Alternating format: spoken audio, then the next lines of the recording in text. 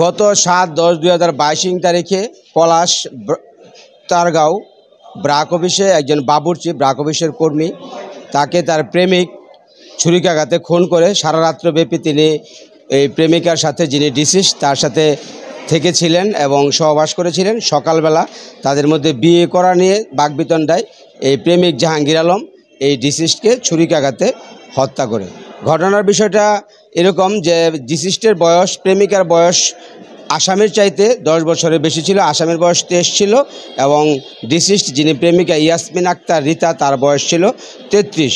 এই অধিক বয়সের কারণে প্রেমিকাকে বিয়ে করতে রাজি না হয় এক পর্যায়ে তিনি ছুরিকাঘাতে তাকে প্রেমিকাকে হত্যা করেন। এই হত্যা মামলাটি দায়েরের পর আমাদের অতিরিক্ত জেলা ও দায়রা জজ আদালত আনম ইলিয়াস সাহেবের কোর্টে যখন বিচারিক আদালতে আসে, বিচারিক আদালত গত 10-3-2024 তারিখে আসামিকে অভিযোগ করে শোনালে আসামি নিজেকে নির্দোষ দাবি করে। পরবর্তীতে মাত্র 7 কার্য দিবসে আমরা 15 জন সাক্ষীর রাষ্ট্রপক্ষ থেকে উপস্থাপন করি এবং আসামি পক্ষ থেকে এই 15 জন সাক্ষীকে জেরা করা হয়।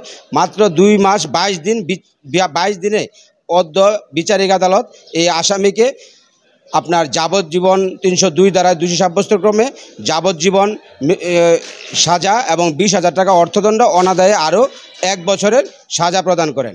এই দ্রুত বিচার এবং বিচার প্রার্থীকে দ্রুত বিচার পাইয়ে দেওয়ার জন্য এটা সারা বাংলাদেশে একটি মেসেজ হতে পারে যে একটি বিচারিক আদালত মাত্র 2 মাস 22 দিনে একটি হত্যা মামলার রায় ঘোষণা করেছে।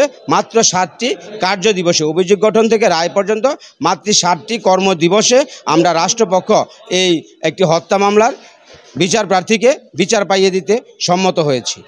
এই মামলার বাদী ডিসিস্টের যিনি ভাই, ডিসিস্টের ভাইয়ের নাম হচ্ছে আপনার রাজু মিয়া। তিনি এজাহারকারী হয়ে তিনি পলাশ থানায় একটি নিয়মিত মামলা রুজু করেন।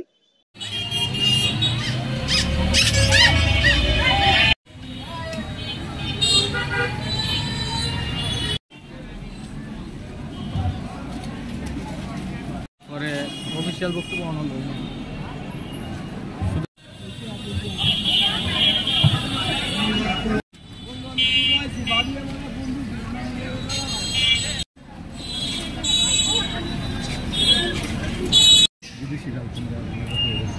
কি করে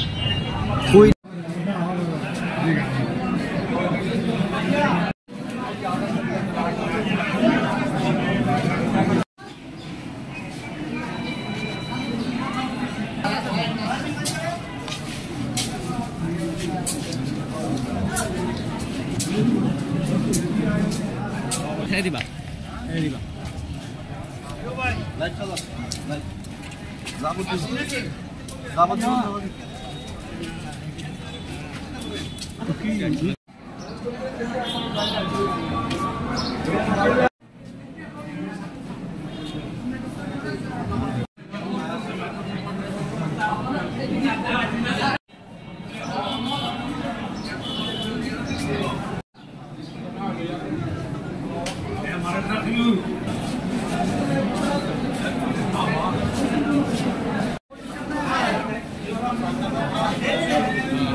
গত ৭-১০-২০২২ তারিখে পলাশ তারগাঁও ব্রাক অফিসে একজন বাবুর্চি ব্রাক অফিসের কর্মী তাকে তার প্রেমিক ছুরিকাঘাতে খুন করে সারা রাত্রব্যাপী তিনি এই প্রেমিকার সাথে যিনি ডিসিজ তার সাথে থেকেছিলেন এবং সহবাস করেছিলেন। সকালবেলা তাদের মধ্যে বিয়ে করা নিয়ে বাকবিতণ্ডায় এই প্রেমিক জাহাঙ্গীর আলম এই ডিসিজকে ছুরিকাঘাতে হত্যা করে।